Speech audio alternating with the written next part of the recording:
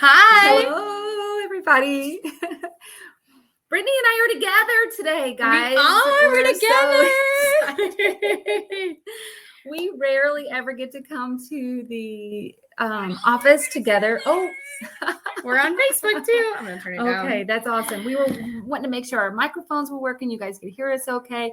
And hello, Enid. Hello, Hi, Rebecca. everybody. Hello, Let us Tisha. know if you can't hear us because this is a Hello, different Naomi. setup than what we normally do. Kalinda. Oh, that's so pretty name. Kalinda. Yeah, that's really pretty. Andrea, wonderful. And anybody that's joining on Facebook, hello as well. We are Bobby, Rebecca. They hear us. That's good. Guys. Okay, good. Yeah. So exciting. So it is Obesity Care Week, and I picked a topic, or we picked a topic that kind of correlated with that. I mean, for me, whenever I was getting ready to have weight loss surgery, one of the biggest questions I asked myself is, why should I have surgery as opposed to just doing a diet? I think everybody has that question too. Yeah. How is it different? Like, literally, we don't want to be like, if you've done, anybody going through weight loss surgery literally has probably done a million different diets. And so how does weight loss surgery, how is it different in how it helps you lose weight and long-term results? So that's what we're going to be talking about today. Also, I might just be talking a little bit about my own weight loss journey. I've not done that before on this platform. I told Brady I'm a little nervous. I even looked back at my Facebook profile to see if I had any before pictures. I literally have gotten rid of almost all my pictures because I didn't like seeing myself. Well, even at Renew, they were saying like they're having problems getting a before picture of you. Yeah.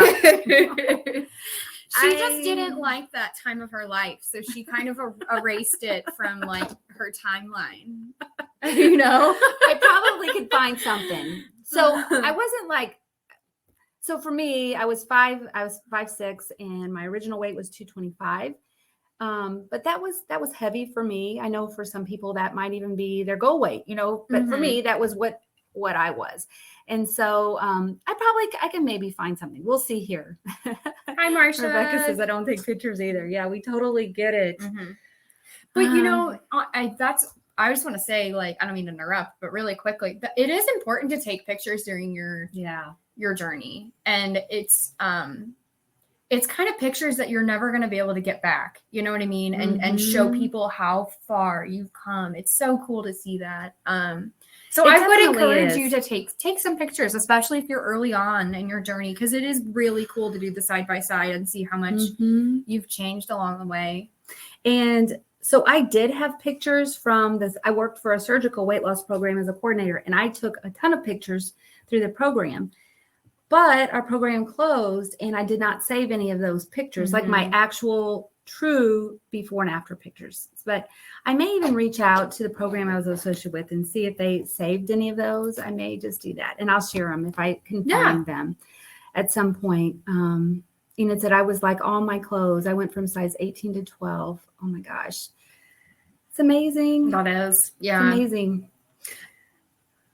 And another thing, measuring too, just taking a tape measure and measuring, you'll be so surprised. And that's something I would recommend doing if you feel like the scale isn't moving either, because we've talked about this like a bunch, but, you know, muscle weighs more than fat. So if you're gaining muscle, which is what we want you to do after surgery, we want you to maintain and gain muscle and lose the fat.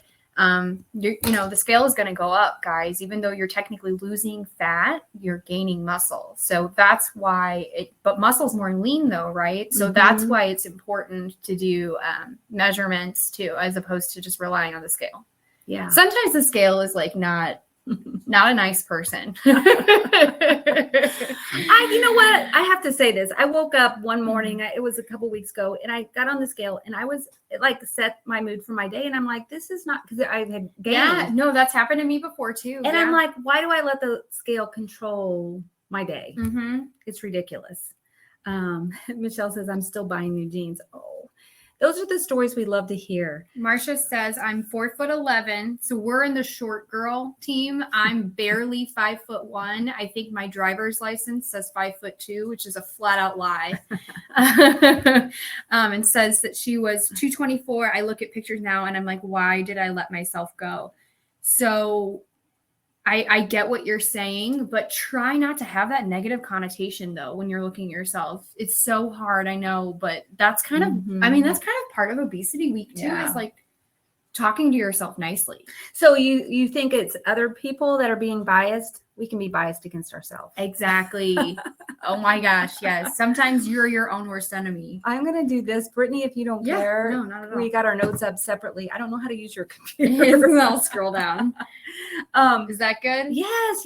Okay. So like some of the things we're going to be talking about is your results and how those are different. So that's where we're going to start, and kind of like reality, like expectations versus actual reality and what you can expect, because there are some things, what you put in your mouth obviously is still important. Like that's not going to be different from a diet, right. But the surgery does give you additional benefits. So that's kind of like what we're going to be weighing out. Enid said, I love it. You said, oh, thank you. It's kind of like, it's true though, isn't it? It's like, there's real benefits with it as being a tool. And then there's things that we have to do ourselves. We can't just decide the surgery is a golden pill. I feel like it's like a puzzle piece, and you have like the surgery is only one piece of the puzzle. You have all of these other pieces, your protein, your water, your vitamins, your, they're all different pieces, and it makes up the big fitness puzzle. Right. And that's what, those are the things that we're going to kind of talk about too, I think. Yes, 100%. So the first thing that I want to mention, how it's different, is long-term benefits. It's the beginning of your journey. Yes. You know what? It's like you made a decision to change, and it helps you be consistent. So the long-term benefits is what I want to mention here, and success rates, okay, of patients after surgery versus the diet. So I have some notes here, so I'll be kind of like looking sideways at those. So success rates of bariatric surgery, patients may experience weight loss depending on the type of procedure you have. Yes. May make a difference in the percentage of excess body weight lost. And excess body weight loss is, so if you're figuring your weight before surgery and then your ideal body weight, what the charts say you should weigh, that may not be what your goal weight is, but that's what excess body weight is. So your original weight minus your ideal body weight, what the charts say, then that would be your excess body weight. So for somebody who is like, let's say for me, like I was started at 225, the charts say I should weigh around 137. Probably won't weigh that, but that's what the charts say. So you take that number minus that ideal body weight, and that gives you excess body weight. And then to figure out how much you can maybe anticipate losing, if you're like the normal Joe out there on the street, that's 30 to 50%, 30 to 75% with some. So I would say like with a duodenal switch, your success rates are going to be likely statistically a little higher with a duodenal switch because it has less absorption. You're absorbing less calories, anywhere even from the 75% range to even some patients 100% range. You have really high success with that, and even long term. With the gastric bypass, I would say probably around the range of 60% to 75% with the sleep. And don't quote me on these guys. I'm just picking these from the program I work for and what we were telling patients at the time, which has been within the last 10 years. With a sleep gastrectomy, probably between the 50 to 60, 75% range, somewhere in there. With a lap band, it was a little lower, probably 30 to 55%.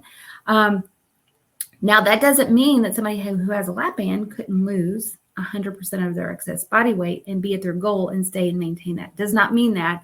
So please don't send me any hateful notes.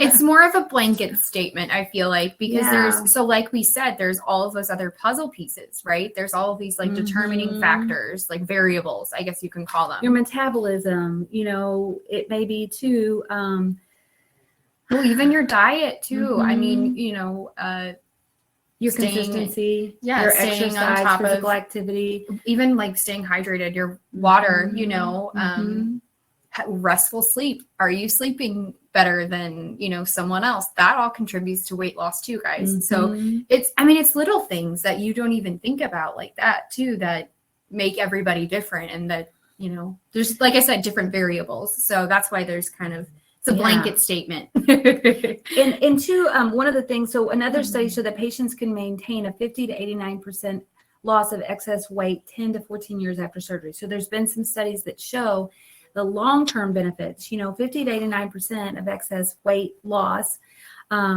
long-term. In a diet, whenever I did some research on that, now you guys are going to you could find statistics. Like if you're looking for other statistics, I'm sure you're going to find them. But just to kind of give you a blanket statement, one of these, the rate of diet, like diets with the success rate of diets, one study showed me that people on diets typically lose 5 to 10% of their starting weight in the first 6 months. And 1/3 to 2/3 of people regain more weight than they lose within the first 4 or 5 years. Now, that could be different, could be higher, could be lower, but basically, it's the statistics out there just show that dieting sometimes it's not as long-term of a result as what weight loss surgery is. That doesn't mean that there couldn't be. I've known people. I actually have somebody in my family, I'm just going to say, that lost a significant amount of weight and has kept it off long-term herself. She decided that's what she was going to do. She stayed consistent and was able to do it. But weight loss surgery is a tool, and that's what we're going to be talking about next. Is it's a tool. So gastric bypass and the duodenal switch are probably the most restrictive, and they are malabsorptive, meaning they not only restrict the amount of stuff that you can actually hold in your stomach, but they also work with not absorbing as many of the nutrients and calories, where the gastric sleeve and the band are more restrictive. Not that you can have some malabsorptive component to the sleeve, but those two are, when you're putting them in categories, are more that your stomach doesn't hold as much. Rick, you want to read comment? I don't know if there's any anywhere else. So we got a couple here. It says, I like to say that having the surgery doesn't make anything easy, but it does simplify things a great deal. Yes, you're exactly right. It just gives you, and I feel like too, it gives you the opportunity to learn about nutrition, you guys. So it's so funny to me how in American society, there's a lot of people out there that simply just don't know anything about healthy nutrition. And, after you get the weight loss surgery, hopefully you're talking to a dietitian, right? And your bariatric program, and they're helping you navigate, new recipes, like healthy food choices, that kind of thing. And that's education. That's a piece of it too. So, and like you said, it does simplify things quite a bit, especially when you know what you're talking about, and you get that education. So, Kalinda said it's the beginning of your journey. And Rebecca said, I went up to 409. I'm 5'2". So we're about the same height. And that was often on dieting. Yes. And then, sorry, we had a little notification. It's in my way. Are there supplements you recommend besides berry multivitamin for low energy? Yes. We actually, ProCare Health does have a wonderful B complex that I think would be great if you are low energy. I will pull up that link momentarily, and we'll send it to you guys in the chat. Okay. Okay, and then it looks like somebody says, I'm having trouble getting enough protein and keeping the calories down.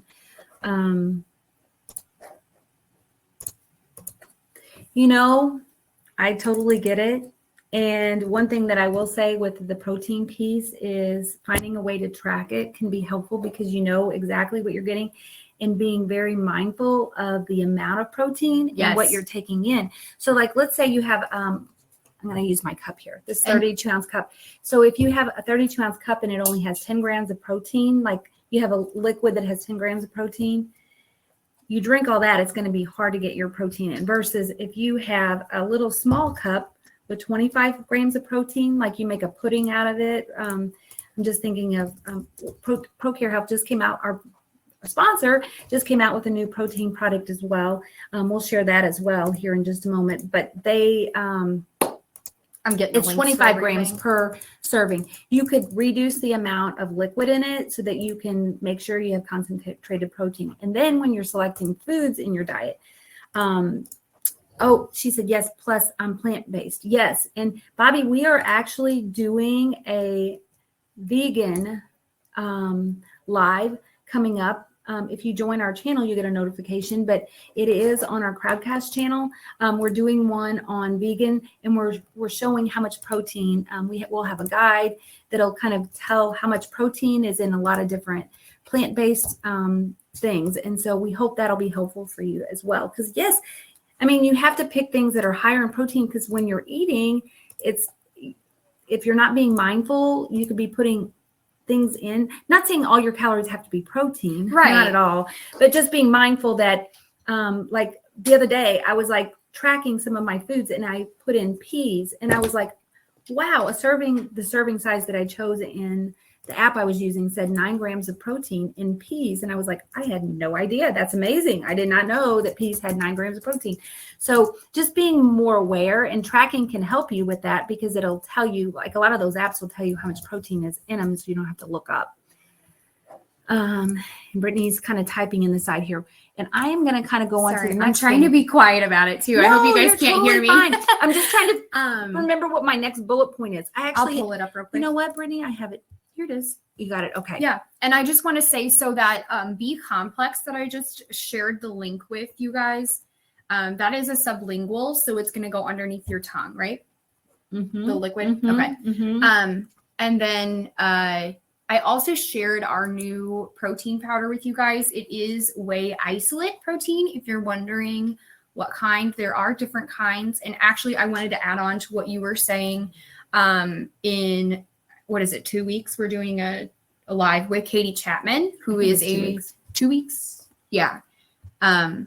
It's in the month of March, and we're doing a live with Katie Chapman, who is a registered dietitian, and she has partnered with ProCare Health March 23rd. In the past on other lives. She's just really good at taking information that sometimes is hard to understand, like the different types of protein and which one's the best and all that stuff.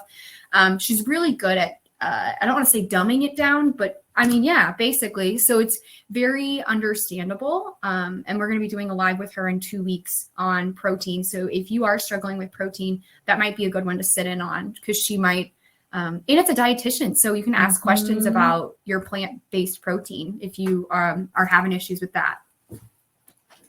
And low energy, a lot of people say the B vitamins, and that's what you were talking about. Okay. So it's a B complex, so it's, different B vitamins, and that can really help with energy. And Enid is saying about she does keto, low carb, and her husband is on board, and lifestyle changes starts in the mind. And yes, so I thought it was interesting. I was listening to Berry Nation. They did a live on their on Instagram last night or yesterday. Yeah. I watched that, and I thought it was interesting. They said, one of the things is, the surgery is on your stomach, but like what you're actually taking in and stuff like that, it doesn't affect your mind. Your surgery doesn't affect your mind. Yeah. So like those cravings and things like that, and the things that we actually put in our bodies, that is, it's up here. Yeah. And so you have to be able to be willing to change.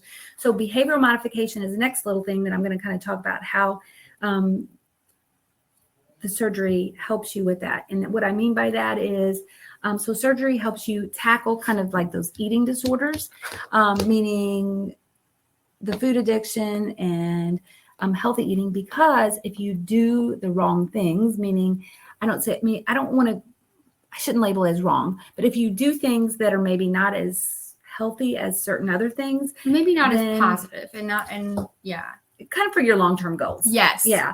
So like if you do things that maybe cause your stomach to be upset or don't agree with you, you're going to know. And if you eat too much, you're going to know. Mm-hmm.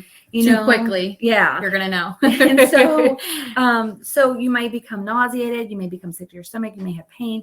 So surgery just reinforces the behavioral changes. It helps you keep intact with the decisions that are going to help you kind of get more aligned. Yes, thank you, Brittany. So also with I know our surgeon, the surgeon that I used to work for, used to tell patients, if you have a really high sugar addiction, the gastric bypass may be your best bet, even though you're going to be completely miserable if you eat too much sugar because of dumping syndrome, but it helps reinforce those better behaviors. So, even though you may have bad days periodically, if you're doing those wrong things, the surgery can help you with reinforcing new behaviors and setting kind of a new way.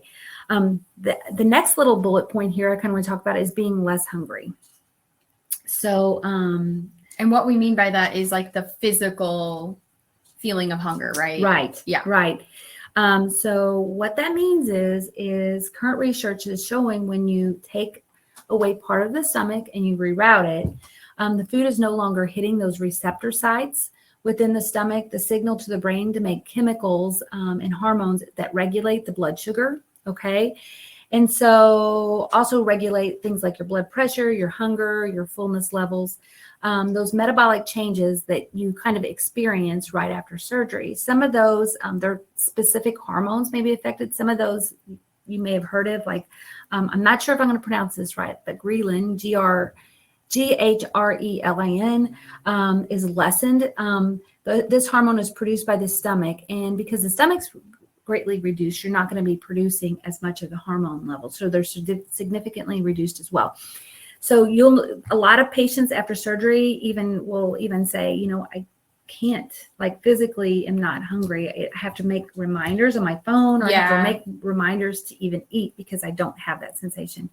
Now, long term, some people say they still have that. Some people kind of, at some point, their hunger levels kind of go back to a more normal range. But that also people who have really problems with their blood sugars being more regulated. For example, people with diabetes, a lot of times they'll find that their blood sugars are a lot more regulated more easily. Scotty! Scotty's our girl. She says, hey guys, if you're new, Scotty's been with us for, probably the beginning, like close to it maybe. And she has had her second skin removal yesterday. So wish her good healing and speedy healing and recovery. This is her second surgery that she's had for skin removal. So Scotty, let us know how you're feeling. Awesome. Yeah. Scotty's, she's wonderful. Honestly, we should get her. Scotty, we should have you on a live. Yes. Yes. We'll email you. We'll have our people call your people. We are the people, by the way. We sound all BTO, big time operator. Yeah, we are the people. We could sign somebody else's name on the email, right, Brittany? Yeah, our secretary. So basically, even people with like diabetes, I just want to mention here, there have been people that have had, especially with the gastric bypass, because that's really a strong surgery for people who are diabetic and help them to have even resolution of diabetes, even being able to stop taking their. Sometimes it's reversed. Yeah. Yeah. Like almost immediately, even sometimes. Mm-hmm. So, or remission. I don't know if that's the right word. Sorry if I misspelled it. No. I'll let Brittany read some of these comments. So Scotty, we got some comments for you. She said she's sore, but she's doing good. So that's good. And that's to be expected. You're going to be a little sore, but it sounds like you're in good spirits. Enid said, praying for your recovery. Letitia, I think I've talked to you before. Speedy recovery. That is a real fear for me. My stomach hangs very low. Well, Rebecca, if you have any questions, Scotty's your girl because she's been through it twice now. And we actually did, for anyone wondering, we did do a live event too with another fellow bariatric patient. Her name is Jessica. She goes by Sleeve Brittany Alone on Instagram. That's her handle if you guys want to go check her out. But we also did a live with her. She also had plastic or skin removal surgery as well. And she talks about very openly and candidly about, and she's very honest. That's why we wanted her to talk. But yeah, if you want to watch the replay, I'll grab that link real quick too. And we talked about some questions regarding that. I just wanted to say that because Rebecca said that that's something that she, has a fear of. So, and then we have praying for safe healing, Scotty. Sorry if I misspelled your name. That's okay. When she first started watching, I wasn't sure how to pronounce her name, but it's a pretty name. Yeah. So, okay, I'll go ahead and pull up that link real quick. Yes. And so I also want to say here too, so you can go ahead, Brittany, if you want. I didn't know. There's hormones that actually can boost your metabolism that are kind of like released after weight loss surgery. I don't have that screen here. I can actually, let me pull up my notes here while Brittany's on we have a couple computers kind of going up here. So behind the scenes. So in short, weight loss does affect fat metabolism, allowing patients to shed more pounds and benefit from improved, we're going to call it biological process to manage your energy. So a hormone secreted in the stomach. And there's these long names. The one hormone that really I found a lot of research on was called GLP, glucagon-like peptide. It is vital in controlling appetite and allowing the gastrointestinal tract to function as it should. So bariatric surgery, in which the stomach is smaller, reduced, have shown to increase the body's production of this specific hormone, which can help boost your metabolism and dramatically help you with weight loss. So that being said, that's another benefit, versus just regular weight loss surgery. And we talked about remission of type 2 diabetes, okay, which is amazing, a beautiful thing. Not saying that you couldn't have. I have a brother-in-law that actually lost a lot of weight to help with his blood sugars, and it definitely made a difference. Weight loss alone can do that. Blood pressure too. Yeah, but the surgery itself also has a component that just seems to help with diabetes even early on, before even the weight loss starts. And it might be like that, like you were saying, that hunger hormone, ghrelin, sometimes that can have a lot to do with like craving sugar and everything. So that could be a big reason why once you take out most of the stomach, you're taking out most of that hormone too. So you're not having those, what's the word? I just like blanked out for a minute. You're not having. You're around me too. Like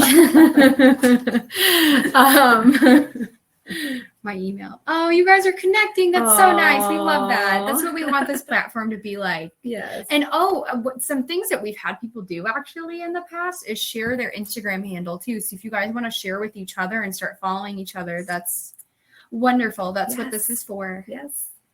So the next thing we're going to be we're still under expectations, like what you can expect with weight loss surgery. So the next thing here is surgery consideration. So, the risk benefit trade-off of surgery versus no surgery. Yeah. Okay. This is a big one. So people are, at least for me, I know I was scared about having weight loss surgery because of the risk. Okay. Research kind of shows the risk is really not much different really than having gallbladder surgery. The average risk, experienced surgeons have a mortality rate that's very, very low. Typically, what I've heard is less than 1 or 0.01%. Some of the other research showed up to 0.05% or 5%, depending on your surgeon, how many surgeries they've done, how experienced they are. Now, may not be directly related to, all of those cases may not be directly related to bariatric surgery, but surgeons are required to report any death within certain specific periods of time, whether it's bariatric surgery related or not. So like if somebody dies within 30 days after surgery, it may be reported as bariatric related, but it may not be, if that makes sense. And then also like within a year. So doctors are required to report statistically death. And so you can't control death. I mean, your time. Well, especially with COVID.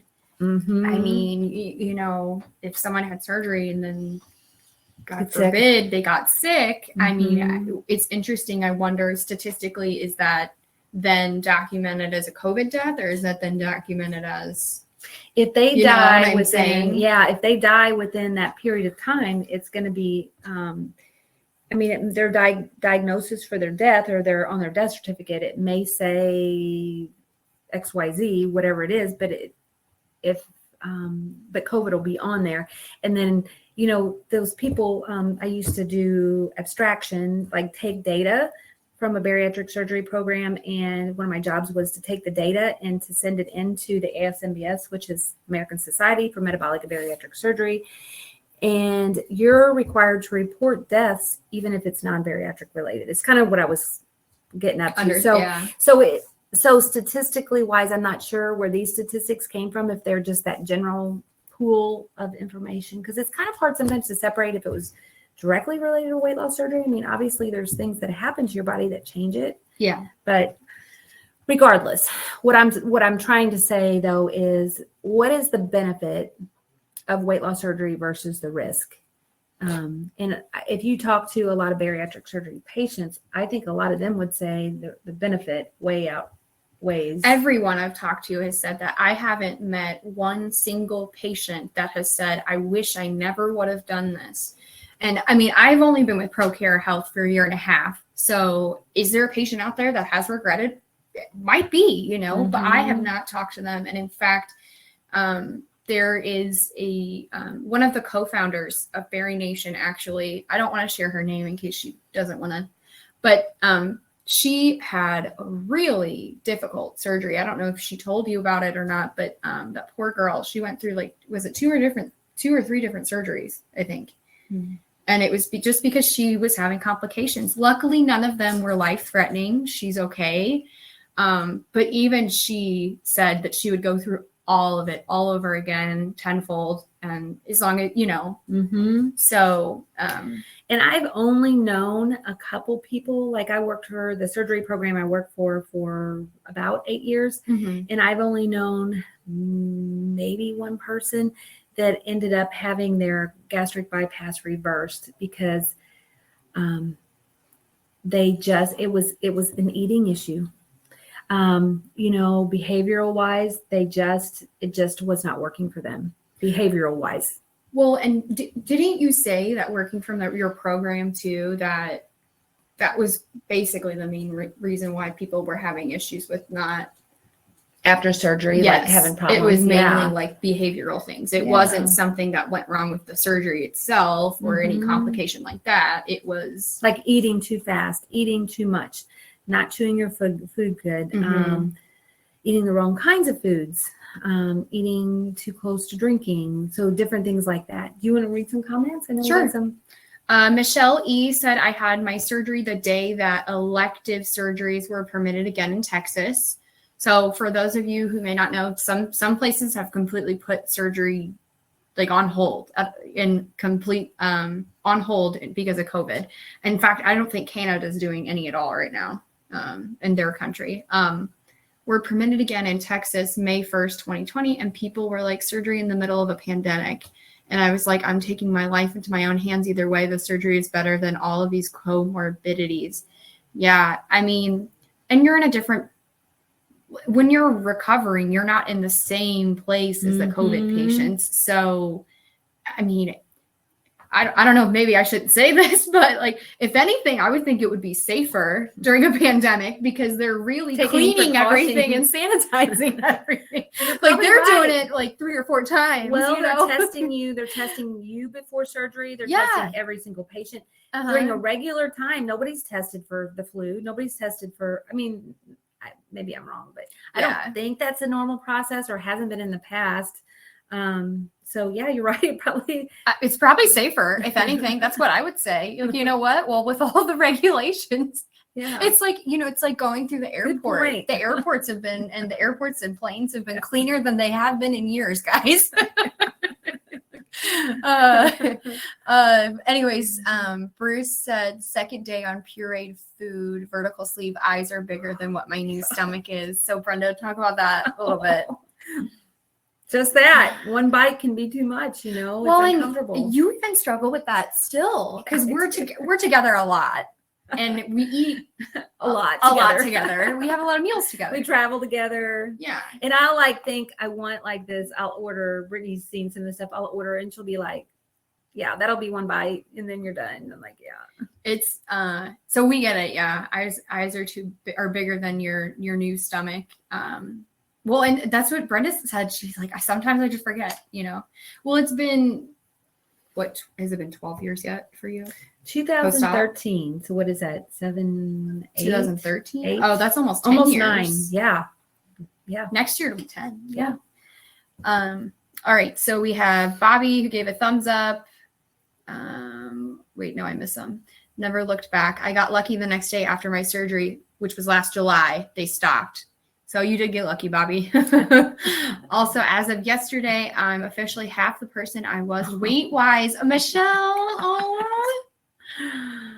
Rebecca, isn't that something to think about, Yeah, it's wild. Rebecca said, "Wow, Michelle, great to hear. I was using demi-tasse cups for pureed food right after my surgery. Yeah." I order kids meals. Yeah. That's actually a really good hack. Mm-hmm. And the kids meals are even too big. Yes. And another thing that someone said too is that at other restaurants, if you know that it's going to be a huge portion, what you can tell them is just say, hey, can you maybe only bring out half or a fourth even, depending on how big the dish is, and box up the rest for me. Because then you're only going to eat what's in front of you, right? Yeah. If even that. Yeah. So I don't know. Just another tip. Yes. I usually share takeout meals with my husband. Scotty said that's a good idea too. Splitting it with someone. Mm-hmm. It's cheaper too, or look at the menu before going to the restaurant is what I do. Yes, definitely do that. I always ask for a box when I order. Yeah, Michelle, that's exactly what I was saying. Smart. Make sure we smart people here. We don't have any comments. I did want to say hi, Bernadine. She said hello on Facebook. Hello. All right. Okay. Oh, one other thing when we're talking about expectations is you can also, one of the other benefits is resolution of comorbidities and lessening medical visits, medical costs, improve quality of life. So, and medications too. And so how is that different from regular diet? It really isn't if you have the weight loss and you're successful with it. But I just want to say there is some huge benefit in, you may be eating healthier. Some of those foods might be more expensive, but you're possibly going to be spending less on medications. You're going to be spending less on doctor's appointments, hopefully. So there's some things to look at there too as well. Okay, reality. Okay, so we're going to move up here. Diet restrictions and progression. So the reality is that weight loss surgery does include. I'm going to bring it up here just so I can look at the camera here. It does include pre and post-op regimens. So to prepare your body and to help with the healing process. The initial diet may include several different levels from kind of a liquid to a pureed, which we were just talking about. And say he's finishing the pureed stage. So if for someone who's pre-op and doesn't know, that's what he's talking about. He or she is talking about. So that would be there may be some food intolerances too as you're going along. Yeah, definitely. Your tastes change. And sometimes people are able to tolerate certain things. Some people aren't. For example, eggs being one of them, chicken or beef or pork or certain types of vegetables or certain types of lettuce. One of my friends had a really hard time with applesauce, which is crazy because you think it's almost liquidy. But so that can be different than a regular diet. The intolerances to certain kinds of foods, you normally wouldn't have that necessarily with a regular diet. But again, is it going to keep you from eating too much of a certain thing? Maybe, I'm going to kind of pause there for a moment and just see if there's anything. I don't think we have anything on Facebook. Okay. Nope, we're good. You want me to scroll down? So I think you got it right there. I'm just going to bring it up here too real quick. Let's Hopefully I'm not freezing because we can't tell on the screen. I don't think we are because I've been watching on Facebook. So while surgery works when dieting often fails, it's not a substitute for adapting the healthy lifestyle. And we talked about that in getting regular exercise. So whenever it's all about lifestyle change, lifestyle changes are still required. Your diet and your nutrition do play a really huge role in making your weight loss surgery a success. So you should carefully follow the post-operative guidelines that are given to you through your program. And they can help you with keeping you on track, keeping you aligned with your progress, and then also helping you to reduce your complications, that type of thing. So the next thing I'm going to kind of mention here, and I'll kind of go back to the main screen so we can make sure we don't have anything. I'll let you read, Brittany. Okay, we got a couple here. I usually, we already went over that. I always ask for box. Are you guys great not freezing? We're not freezing? You guys have been great. You're not freezing. Okay, good. My surgeon's office gave me a card that I can present to the restaurants. Oh my gosh, how cool. So it'll say, basically, I've had weight loss surgery. Some of those cards will say I've had weight loss surgery and I may not be able to eat a normal portion. Yeah. Which is great. Some restaurants will honor those. Some you may find may not, but it is helpful. Some of those made. Yeah. We should maybe get some made and put it on our website. Why not? Right? I'm trying to think if we've done that yet. I would think they probably need to come from the surgeon, but because it says I have had weight loss surgery. Oh, yeah. I don't know. So also, the other thing is bariatric surgery will help you with eating less because it is a tool, but you still have to look at your portion sizes and the types of foods you're eating. So here we talked about them before, but slider foods kind of come into mind. So basically slider foods are kind of high process. They can be more processed foods, high in carbohydrates. They can be, sometimes they have little or no nutritional value. They can be high in sugar, high in fat. So slider food might be something like potato chips or even like mashed potatoes or cookies. Yeah, those go down pretty fast and easy. Pretzels. Yeah, they kind of get gooey and just they slide on down. They don't keep you satisfied. They don't keep your blood sugar regulated. They it goes right through your system too, like your digestive system. That's why they call it slider foods. It slides right through. There's nothing to really digest as far as like nutrition, and those can sometimes cause dumping syndrome too. So we recommend to stay away from those if possible. Oh, popcorn. That's another one. Oh, yeah. I knew I was missing one. And popcorn does have some fiber. So, I mean, if you air pop it, but you still have some of the, but it is easy to eat a lot. I feel like it is. Like if you're further out, a lot of times popcorn is one of those things surgeons won't recommend you eat right away after surgery. Yeah. Waiting a little while maybe. So kind of be aware of that. But that could be, even the Skinny Pop. That was my downfall. Yeah. I've bought some of those bags of Skinny Pop before and gosh, it's so really easy to eat. Yes, they do have like serving size bags, which is kind of helpful. Like if you're just wanting, I found if I buy the serving size, I'm more mindful of how many servings I'm eating. Even if I eat more than one serving, I know that I'm going over and above what I normally would have needed probably. Yeah. Instead of having a whole big bag in front of you and then you just mindlessly continuously eat. Also, one thing about weight loss surgery, I have two more couple more bullet points that I just want to kind of say.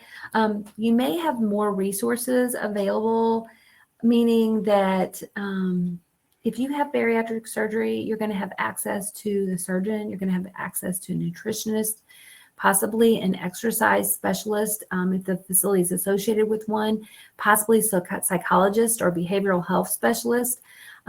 Or they can refer you and they can help you with getting some of those visits covered, post-surgery. So it's possible. I can't say 100% every program has those resources and that, but, you may have more resources available than what you would with just maybe doing a diet on your own. Sometimes it helps you to stay on track. I don't know about you, Brittany, but like when we're doing a health challenge, like here, we've done one this last year. And like whenever I've like whenever I did the step bet challenge with Barry Nation, the exercise, I feel like you're more accountable. Like if you're like, you have, you're more mindful.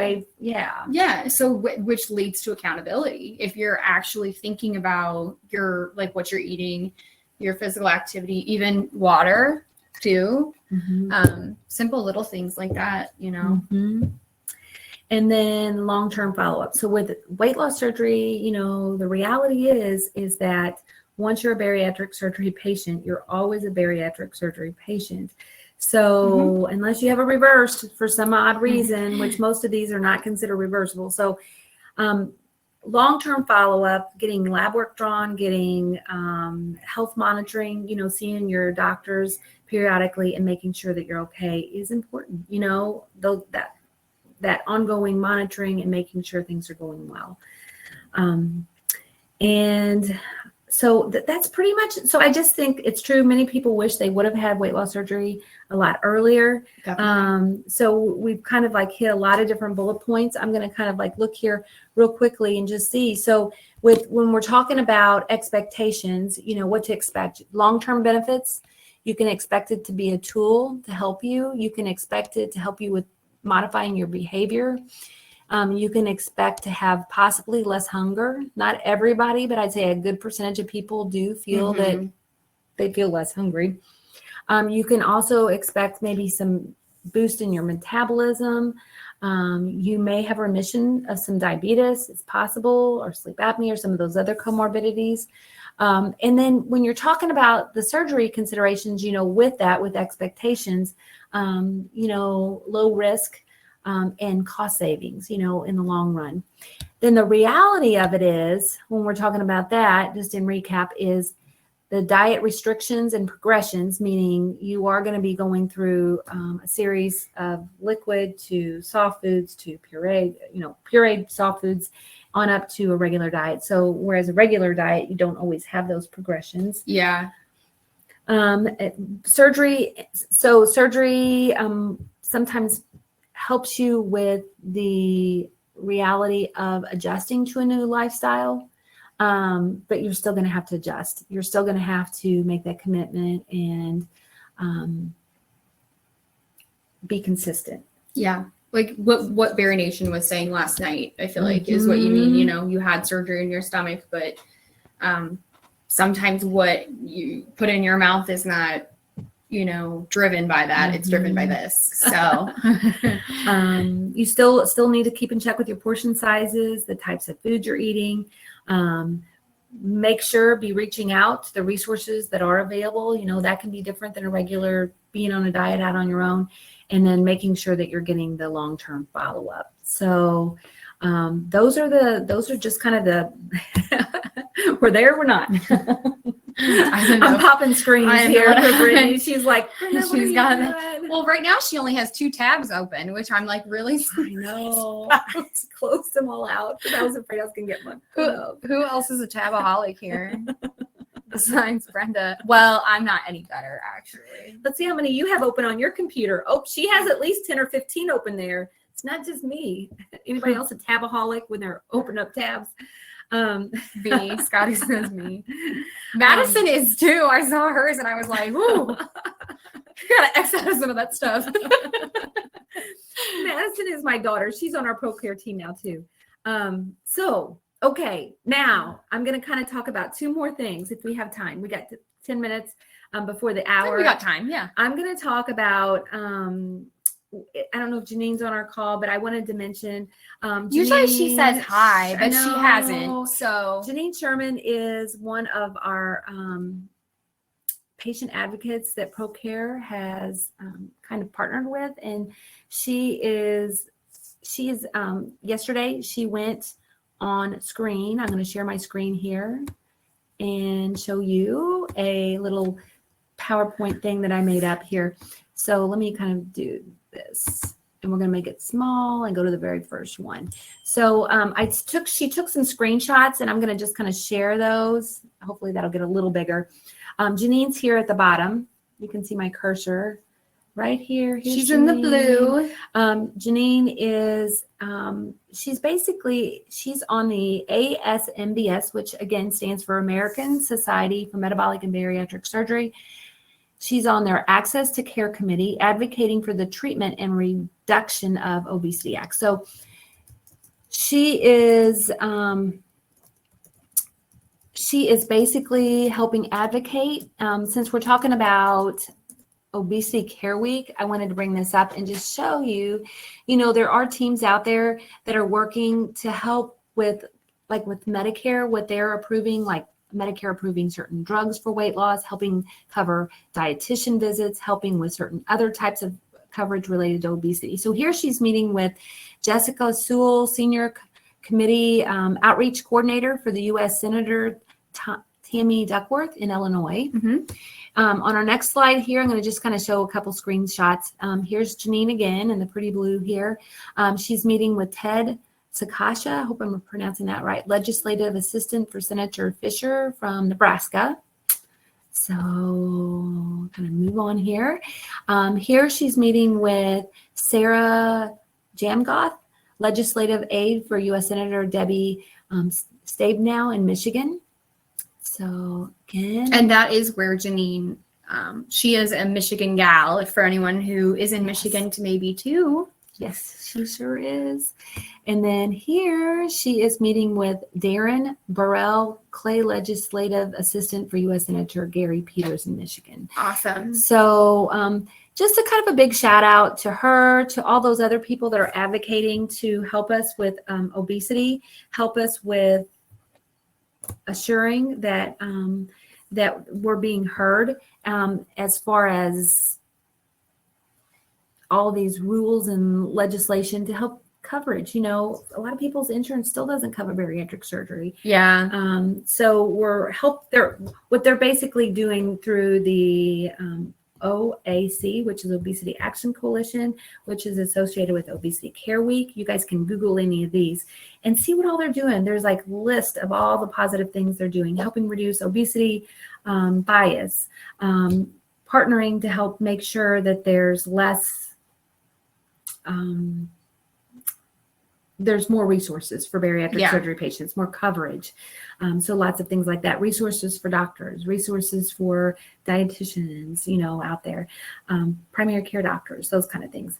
So we're just about on the time. So at this point, I guess I'll kind of talk a little bit about my own weight loss journey. What do you think, Brittany? Yeah, I think it's time. It's only been like, what, a year and a half? I'm putting it off. You want to read Scotty's comment first here? Sure. Scotty said, I love these lives in this community. Me too. I haven't tried the calcium chocolate yet. You really need to, because it's a seasonal product. It's going to go away soon. I mean, it's already March. Usually we, I don't like to give it time, because it's really dependent on the weather. And as we've said before, so our office where we're at right now is it's a little bit outside it's a little bit outside St. Louis, Missouri. I live in Illinois. Brenda lives 2 hours from here. I live about a little over an hour. But Midwest, the weather is just so crazy. You never know what it's going to be like. And it is real chocolate, so it doesn't ship super great in the warmer months. We'll send out an email before we take it off, but definitely try it if you haven't, because it is a seasonal product, and stock up if you want some for the whole year, because it won't be back until fall. I mean, in all seriousness. Michelle said, okay. Sunshine, she said, I snuck on here at work. We won't rat you out. It's okay. I have to go now. Thanks for the great info. We're glad you're here with us. Yes, we hope to see you next week. Scotty said, oh my goodness, Anita, it's a must-have, although they are seasonal. So you might order a bag soon. Yeah, basically what I said, if you want to try them. Mm-hmm. If you haven't gotten your sample pack from ProCare, they usually include in there. Yeah, so you can go online. We'll just go ahead and share our screen. Yeah. Right? Go right ahead, Brittany. Let's go. I'll take you guys to our website real quick, and we'll share a little bit about ProCare. And then we'll have Brenda. Chrome tab. Sure. Can you see it? You can. Okay. So for a free sample, you'll go up here at the top and you'll click free sample. You'll just fill out this form here. It's pretty self-explanatory. Mm-hmm. And in the message, just type that you'd like to try one sample of the chocolate bar. And if they have them available, they will send them to you.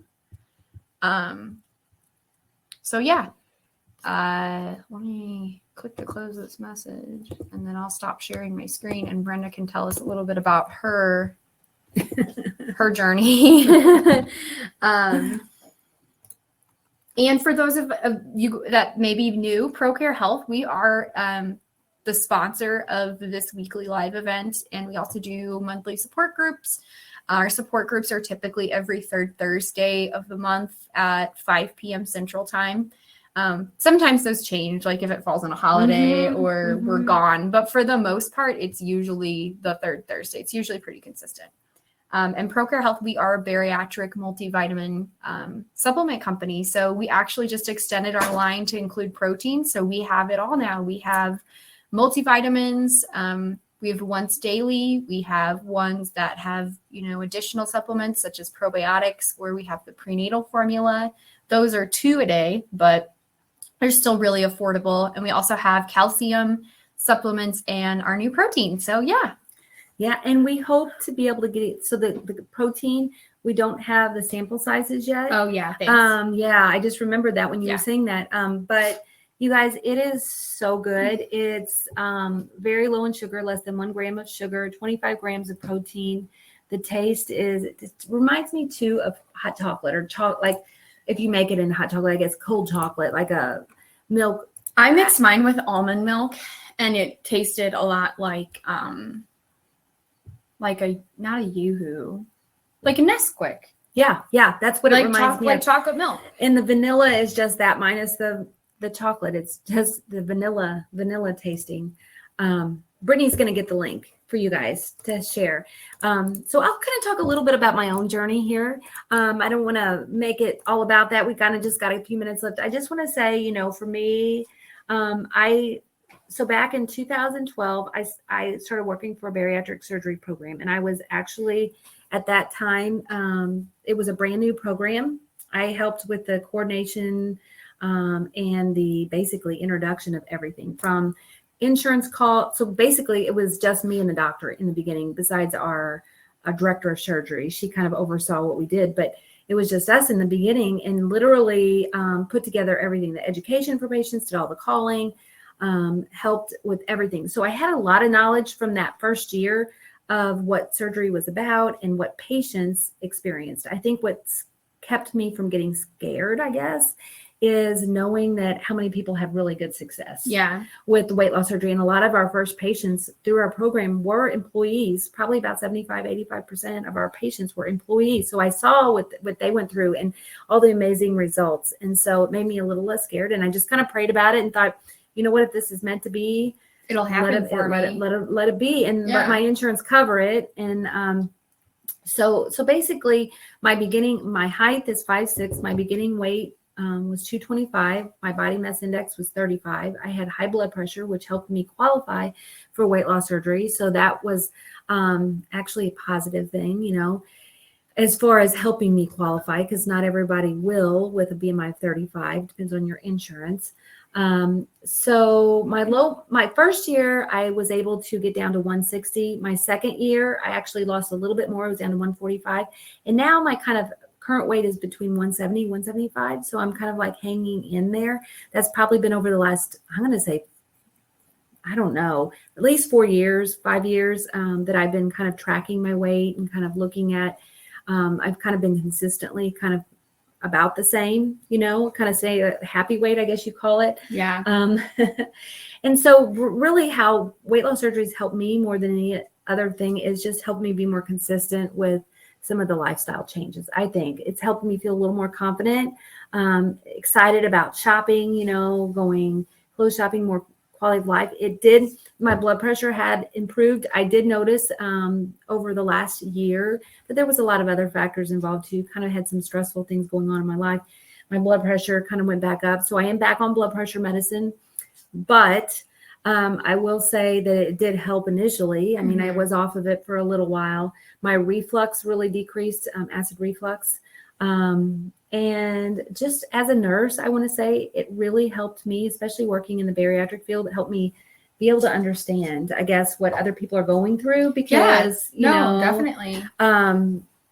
It's hard to tell other people what to do. I shouldn't say what to do, but help encourage them. And if you're understanding what they went through. So what reminds me about it is like what you just said is it's kind of like what Berry Nation, our friends at Berry Nation, they like to talk about this too, is that, you know, it's great if you have a support system and your family is on board of you getting surgery. So that's what we call sympathetic, right? Like they're on your side of things. They're there to support you, but they're not actually going through it, right? So that's what's nice about, you know, these support groups and social media, really just in general. I think it makes it possible for you to connect with other people so you can not only get the sympathy, but I mean, at that point it's empathy because they know exactly what you're going through. So I think that's kind of what you were saying. As a nurse, you were a bit better able to serve your patients because you do know what they went through, because you went through the same thing yourself. So especially when you're talking about things like doctors encourage you to have so much protein a day, so much fluids a day. And like, sometimes it's just hard to understand that unless you're in those shoes, you know? So that's basically, I mean, that's basically my story.